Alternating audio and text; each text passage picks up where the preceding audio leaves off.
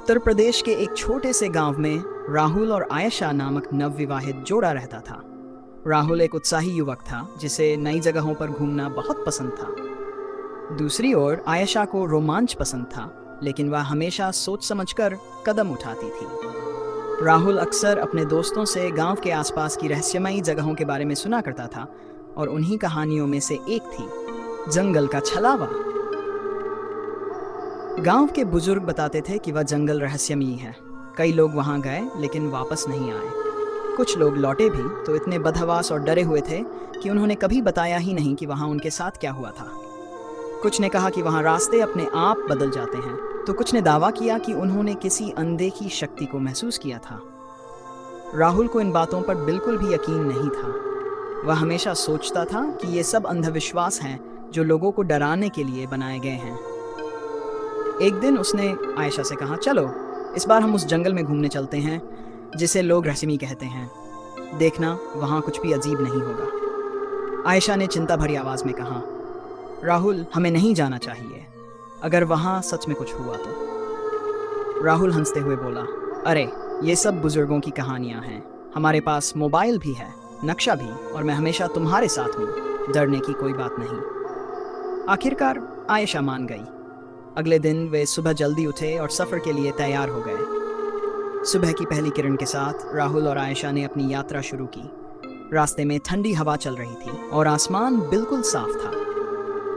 Bike पर बैठे हुए आयशा को रास्ते के किनारे लगे पुराने पेड़ों को देखकर अजीब सा महसूस हो रहा था। जैसे जैसे वे जंगल के करीब पहुंचे, हवा में एक अजीब सी नमी थी, मानो वहां की मिट्टी ने बारिश को सोख लिया हो, लेकिन आसमान पूरी तरह साफ था। आखिरकार वे जंगल के प्रवेश द्वार तक पहुंच गए। वहां एक पुराना लकड़ी का बोर्ड टंगा हुआ था जिस पर धुंधले अक्षरों में लिखा था, जो इस जंगल में गया वह खुद को भूल गया।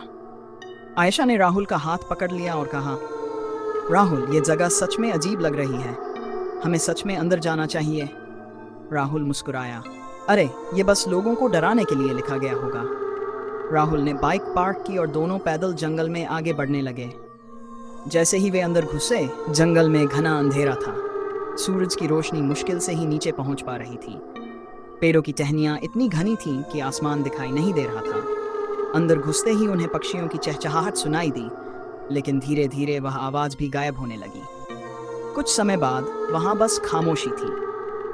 राहुल और आयशा ने जंगल में चलते चलते करीब 1 घंटा बिता दिया।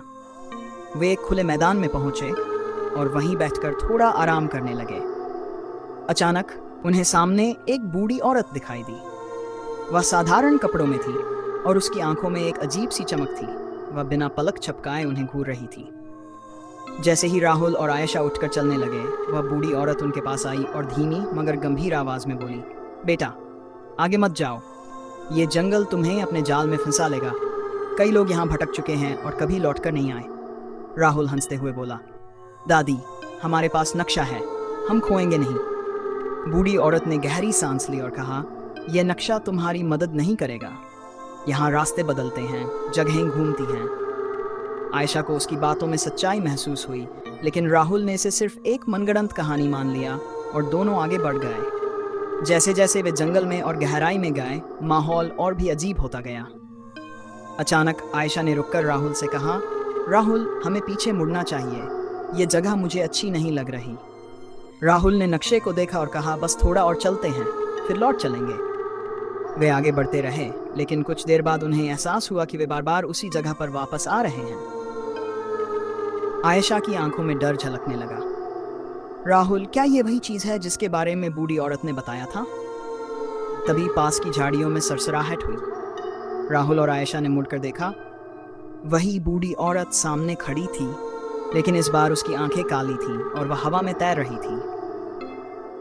उसकी आवाज अब पहले से तेज और डरावनी हो चुकी थी। मैंने तुम्हें रोका था, लेकिन तुम नहीं माने। अब तुम कभी इस जंगल से बाहर नहीं निकल पाओगे। राहुल ने आयशा का हाथ पकड़ा और तेजी से भागने लगा, लेकिन वे जितना भी भागते वे उसी जगह पहुंच जाते जहां से भागना शुरू किया था। आयशा घबराकर बोली, कुछ तो गलत हो रहा है। हमें बचने का कोई रास्ता खोजना होगा। राहुल ने चारों ओर देखा, लेकिन जंगल और भी घना होता जा रहा था। तभी अचानक एक घंटी की आवाज गूंज उठी। आवाज इतनी तेज थी कि उनके कान सुन्न होने लगे। धीरे धीरे सामने धुएं के बीच से एक साधु प्रकट हुए। उनका शरीर तेज रोशनी से चमक रहा था और उनके हाथ में एक त्रिशूल था। साधु ने गहरी आवाज में कहा, डरो मत, छलावा कमजोर पड़ जाएगा अगर तुम बिना रुके उत्तर दिशा में चलते रहो। राहुल और आयशा को उनकी बात समझ नहीं आई, लेकिन उनके पास कोई और चारा नहीं था। उन्होंने साधु के बताए अनुसार मंत्र का जाप करते हुए उत्तर दिशा में चलना शुरू किया। जैसे ही वे आगे बढ़े, हवा तेज हो गई, पेड़ों की टहनियां झुकने लगीं और वह बूढ़ी औरत जोर जोर से चीखने लगी। लेकिन उन्होंने पीछे मुड़कर नहीं देखा। करीब 5 मिनट तक चलते रहने के बाद अचानक सब कुछ शांत हो गया। उन्होंने सामने देखा, जंगल का किनारा। वे तेजी से उसी ओर बढ़े और जंगल से बाहर निकल गए। राहुल और आयशा जंगल से बाहर निकल चुके थे। बाहर आते ही उन्हें महसूस हुआ कि उनकी सांसें तेज चल रही थीं और पसीने से लथपथ शरीर कांप रहा था। सूरज ढलने को था, लेकिन बाहर की दुनिया पूरी तरह वैसी ही थी जैसी उन्होंने जंगल में घुसने से पहले देखी थी। सड़क वही थी, बाइक वही खड़ी थी और चारों ओर पसरा सन्नाटा भी वैसा ही था। लेकिन कुछ था जो बदल गया था। राहुल ने आयशा की तरफ देखा। वह बिल्कुल चुप थी। उसकी आंखें किसी गहरे डर में डूबी हुई थीं। आयशा, हम बच गए, हमने छलावे को हरा दिया। राहुल ने राहत की सांस लेते हुए कहा, लेकिन आयशा ने कोई जवाब नहीं दिया। राहुल ने उसका हाथ पकड़ने के लिए आगे बढ़ाया, लेकिन जैसे ही उसने आयशा को छुआ, उसका पूरा शरीर बर्फ की तरह ठंडा लगा। आयशा, क्या हुआ? राहुल ने घबराकर उसे झकझोरा। आयशा ने धीरे से उसकी तरफ देखा। उसकी आंखों में कुछ ऐसा था जिसे देखकर राहुल के रोंगटे खड़े हो गए। वो खाली थी। उनमें कोई भाव नहीं था, कोई डर, कोई राहत, कुछ भी नहीं।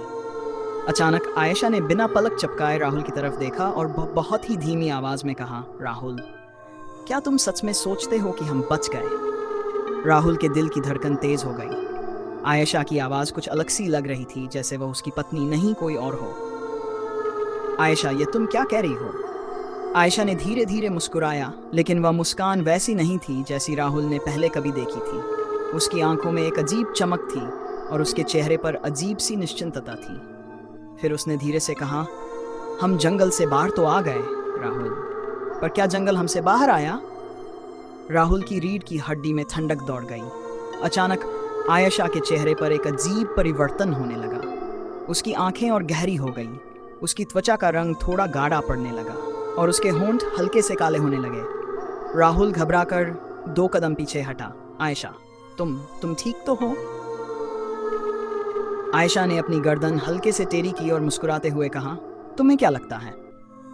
और फिर उससे पहले कि राहुल कुछ समझ पाता, आयशा ने एक झटके में उसका हाथ पकड़ लिया। उसके हाथ की पकड़ इतनी मजबूत और ठंडी थी कि राहुल के पूरे शरीर में झुर्रियां दौड़ गईं। आयशा ने उसकी आंखों में देखा और धीरे से फुसफुसाई, राहुल, तुम्हारी पत्नी जंगल में ही रह गई। मैं कौन हूँ ये तुम जल्द ही समझ जाओगे। और फिर अचानक ही आयशा की आंखें पूरी ताली हो गईं और वह जोर से हंसने लगी। वह हंसी इतनी डरावनी थी कि राहुल को महसूस हुआ कि उसकी आत्मा शरीर से बाहर निकलने वाली हो। राहुल ने पूरी ताकत से खुद को छुड़ाने की कोशिश की, लेकिन जितना वह संघर्ष कर रहा था, उतना ही उसकी पत्नी की पकड़ मजबूत होती जा रही थी। फिर अचानक ही चारों ओर अंधेरा छा गया।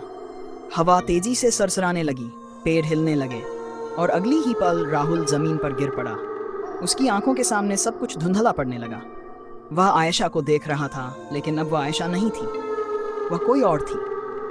और फिर अंतिम क्षण में जब राहुल की आंखें पूरी तरह बंद होने लगीं, उसने आयशा को धीरे धीरे जंगल की ओर पीछे हटते हुए देखा। उसकी आंखों में एक अजीब सी चमक थी और उसके होठों पर वही रहस्यमयी मुस्कान। और फिर आयशा धीरे धीरे जंगल में समा गई। राहुल जमीन पर गिरा पड़ा था, उसका पूरा शरीर सुन्न पड़ चुका था। उसने धुंधली आंखों से देखा। आयशा धीरे धीरे जंगल की ओर पीछे हट रही थी। उसकी आंखों में एक अजीब सी चमक थी और उसके होठों पर वही रहस्यमयी मुस्कान। राहुल पूरी ताकत लगाकर खड़ा हुआ और लड़खड़ाते हुए चिल्लाया, आयशा, रुको, मत जाओ। लेकिन आयशा के कदम नहीं रुके।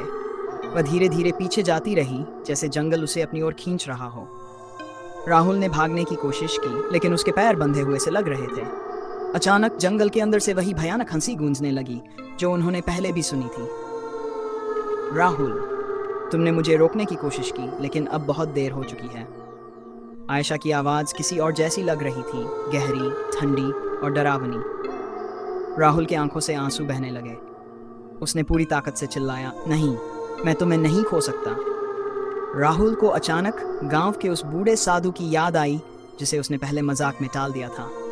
वह साधु कह रहा था कि यह जंगल छलावे का खेल है, अगर कोई इसमें फंस जाए तो उसे बाहर निकालने का एक ही तरीका है, प्राचीन मंत्र और हवन। राहुल को अब बस एक ही उपाय सूझा, उसे साधु बाबा को बुलाना होगा। अपनी आखिरी ताकत बटोरकर राहुल बाइक की ओर दौड़ा। उसकी सांसें तेज हो रही थी, पर वह किसी भी हाल में हार नहीं मान सकता था। वह तेजी से गांव की ओर भागा और सीधा साधु बाबा के आश्रम पहुंचा।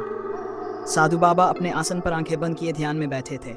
जैसे ही राहुल उनके पास पहुंचा, उसने हाँफते हुए कहा, बाबा, मेरी पत्नी जंगल में छलावा उसे ले जा रहा है, उसे बचाइए।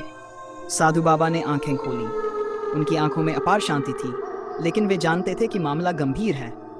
उन्होंने गहरी सांस ली और कहा, मैंने पहले ही चेतावनी दी थी, लेकिन तुमने ध्यान नहीं दिया। अब तुम्हें अपने कर्मों का फल मिल रहा है। राहुल हाथ जोड़कर गिड़गिड़ाने लगा, बाबा, कृपा करके मेरी पत्नी को बचा लीजिए, मैं जीवन भर आपका ही नहीं रहूंगा। साधु बाबा ने कुछ सोचा, फिर बोले, ठीक है, लेकिन तुम्हें मेरे साथ जंगल में आना होगा। वहां हमें जल्द से जल्द हवन करना होगा, नहीं तो तुम्हारी पत्नी हमेशा के लिए छलावे के वश में चली जाएगी। राहुल ने सिर हिलाया और साधु बाबा के साथ बाइक पर जंगल की ओर निकल पड़ा। जंगल के पास पहुंचते ही साधु बाबा ने झोले से कुछ सामान निकाला, त्रिशूल, भस्म और एक लाल रंग की माला। वे मंत्र बुदबुदाते हुए जंगल की ओर बढ़े। राहुल ने देखा कि आयशा पूरी तरह जंगल में समा चुकी थी, बस उसकी परछाई ही दूर दूर तक दिख रही थी। साधु बाबा जोर से चिल्लाए, रुक जा छलावे, ये लड़की तेरी नहीं है। जंगल अचानक हिलने लगा, पेड़ तेजी से झूमने लगे, हवा भयंकर गति से चलने लगी। ऐसा लग रहा था जैसे जंगल खुद साधु बाबा को रोकना चाहता हो। आयशा की परछाई कांपने लगी और उसकी आंखों से काले आंसू बहने लगे। राहुल, मुझे बचाओ। राहुल तड़प उठा, बाबा जल्दी कुछ करो। साधु बाबा ने त्रिशूल उठाया और जोर से मंत्र पढ़ते हुए उसे जमीन पर गाड़ दिया। अचानक चारों ओर आग की लपटें उठने लगीं। छलावे की चीखों से पूरा जंगल गूंज उठा। नहीं, तुम ऐसा नहीं कर सकते। साधु बाबा ने अपनी आंखें बंद करके और तेज मंत्र पढ़ना शुरू कर दिया। जंगल में जोरदार कंपन होने लगा। अचानक आयशा जमीन पर गिर पड़ी और जोर से चीख पड़ी। उसका शरीर थरथराने लगा और फिर धीरे धीरे उसकी आंखों से काली परछाई निकलने लगी। वो परछाई हवा में घूमी, गहरे लाल रंग में बदल गई और फिर एक तेज धमाके के साथ गायब हो गई। आयशा बेसुध पड़ी थी। राहुल भागकर उसके पास गया और उसका सिर अपनी गोद में रख लिया। आयशा, उठो, देखो, अब सब ठीक है। कुछ देर बाद आयशा की आंखें खुलीं। उसकी आंखों में अब कोई अजीब चमक नहीं थी, कोई डर नहीं था, बस थोड़ी थकान थी। राहुल, क्या हुआ था? राहुल की आंखों से आंसू बह निकले। सब ठीक हो गया आयशा, अब हमें इस जंगल से हमेशा के लिए दूर चले जाना चाहिए। साधु बाबा ने राहुल को देखा और कहा, अब ये जंगल तुम्हें कभी नहीं बुलाएगा, लेकिन याद रखना, जो भी छलावे को ललकारता है उसे उसकी कीमत चुकानी पड़ती है। राहुल ने साधु बाबा के चरण छुए और फिर आयशा को लेकर गांव लौट गया। उस दिन के बाद उन्होंने कभी भी किसी रहस्यमयी जगह पर जाने की हिम्मत नहीं की।